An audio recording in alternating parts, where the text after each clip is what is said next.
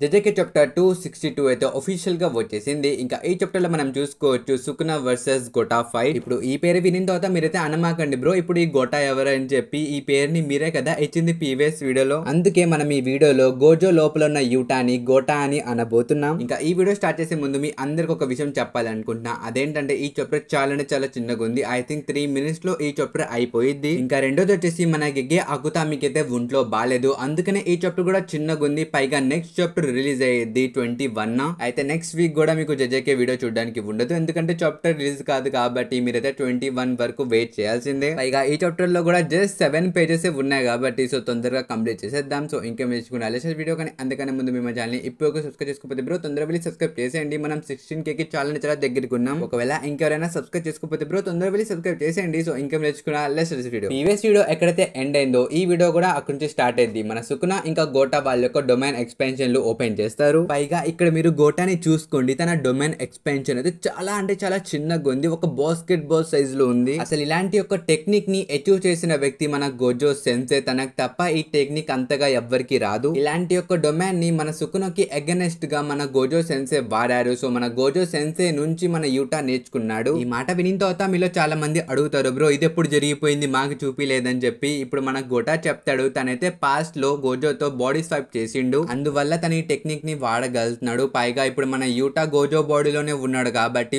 Obviously తను ఆ technique ని ఉపయోగిస్తాడు. కానీ దీని యొక్క లిమిట్ ఏంటంటే 3 minutes అన్నమాట. మీ అందరు తెలిసిందే, మన గోజో కూడా దీన్ని 3 minutes ఉపయోగించగలిగాడు. అయితే యూటా కూడా 3 minutes వరకే ఈ టెక్నిక్ ని ఉపయోగిస్తాడు. పైగా మీ అందరికి తెలిసిందే, గోజో బాడీలో యూటాకి జస్ట్ 5 minutes వరకే టైం లిమిట్ ఉంది. దాని తర్వాత ఏం జరిగిందో తనకే తెలియదు. కానీ ఈ 5 minutes లో 3 minutes ఆ డొమైన్ లోపలే అయిపోతుంది కాబట్టి మన గోటా అనుకుంటాడు ఈ 3 minutes లోపలే సుకునోకి ఎంత డ్యామేజ్ చేయగలనో అంత డ్యామేజ్ ఇవ్వాలి వీడు, దాని తర్వాత డొమైన్ ఉపయోగించకూడదు, అంత డ్యామేజ్ ఇచ్చేస్తా అని చెప్పి తను అంటాడు. కానీ ముందు వైపు సుకున ఏమంటాడు తెలుసా, నేను 3 minutes లో వీడి యొక్క డొమైన్ ని ఇరగొట్టి దాని తర్వాత నా యొక్క డొమైన్ ఎక్స్పెన్షన్ ని స్ప్రెడ్ చేస్తా, సోసరస్ అందరినీ ఈసారి ఒకేసారి చంపేస్తానని చెప్పి తను అంటాడు. కానీ ఇప్పుడు మీరు అడగచ్చు, ఇంతకి సుకున తన డొమైన్ ని జస్ట్ 99 seconds వరకే ఉపయోగిస్తాడు కదా అని చెప్పి మీరు అనుకోవచ్చు. కానీ ఈ లిమిట్ అయితే ఇక్కడ పోయింది అనమాట. మీ అందరికి ఎక్స్ప్లెయిన్ చేస్తా వినండి. అసలు మన సుకునకి ఆ లిమిట్ ఫస్ట్ ఎందుకు వచ్చింది, తను తన డొమైన్ ని ఎక్కువ స్ప్రెడ్ చేశాడు కాబట్టి. ఇప్పుడు తన అపోనెంట్ మన గోటో కాబట్టి మన సుకున ఏం చేస్తాడంటే ఆ లిమిట్ ని తీసేస్తాడు. సింపుల్ గా చెప్పాలంటే మన సుకున తన ఓపెన్ డొమైన్ యొక్క స్పేస్ ని తగ్గించి మన గోటా ఎక్కడైతే ఉన్నాడో తన చుట్టూ మాత్రమే తన డొమైన్ ఉండేలాగా చేశాడు. దాంతో ఆ టైం లిమిట్ కూడా పోయింది. దీన్ని బట్టి నాకేం అర్థమైందంటే మన సుకునని కాపాడడానికి మన గెగే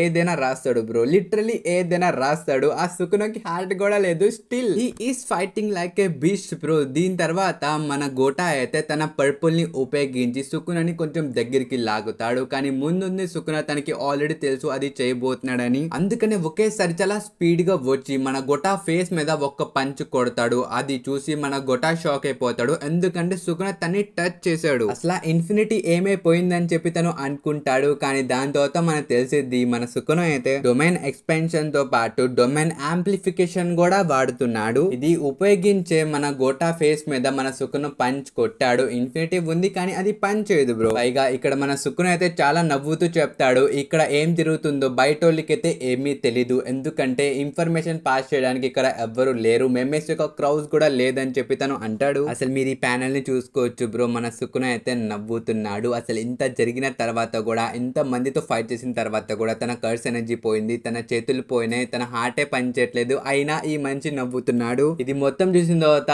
బ్రో నేనైతే ఒకటే అంటా, he is the king bro, king of curse. తను ఊరికనే ఆ పేరు పెట్టి పిలవరు. మరి మన సుకున ఇంత దారుణంగా ఈ ఫైట్ ని ఎంజాయ్ చేస్తున్నాడు. నాకు తెలిసి ఆడియన్స్ కూడా ఇంతలా ఎంజాయ్ చేయట్లా, అంత ఎంజాయ్మెంట్ మన సుకునకి దక్కుతుంది అక్కడ. ఇంక ఈ చాప్టర్ ఫైనల్ ప్యానల్ లో మనం చూసుకోవచ్చు మన రీకా అయితే ఉంది. పైగా తన ఫుల్ గా మేనిఫెస్టేషన్ అయిపోయింది, తన చేతిలో అయితే మన యూటా ఉన్నాడు. ఇక్కడ తనైతే ఏడుస్తూ ఉండిద్ది బ్రో, ఎందుకంటే తన యూటా ఆ బాడీలో లేడు కాబట్టి, తను ప్రస్తుతం ఆ గోజో బాడీలో ఉన్నాడు, అందుకనే తను అక్కడ ఏడుస్తూ ఉండిద్ది. ఇక్కడ మనకి ఎడిటర్ కూడా కామెంట్ చేస్తాడు, రీకా అయితే ఫుల్ గా మేనిఫెస్ట్ అయిపోయింది కానీ హౌ ఎవర్ అని చెప్పి ఇక్కడ ఆపేస్తారు. పక్కన మనకి యూటా యొక్క కళ్ళని కూడా చూపిస్తారు. గైస్ ఇంకా ఇంతటితో ఈ చాప్టర్ అయితే అయిపోయింది. ఇంకా ఈ వీడియో అయితే ఇంతవరకే గైస్. ఐ హోప్ ఈ వీడియో మీ అందరు నచ్చునుంది. ఇంకా ఈ చాప్టర్ మీద మీ ఒపీనియన్స్ కూడా కామెంట్స్ లో చెప్పండి. ఈ వీడియోకి ఒక లైక్ ఇచ్చే వెళ్ళండి గైస్. ఇంకా ఈ వీడియో అయితే ఇంతవరకు మనకు నెక్స్ట్ వీడియోలో అండ్ బాయ్ బాయ్.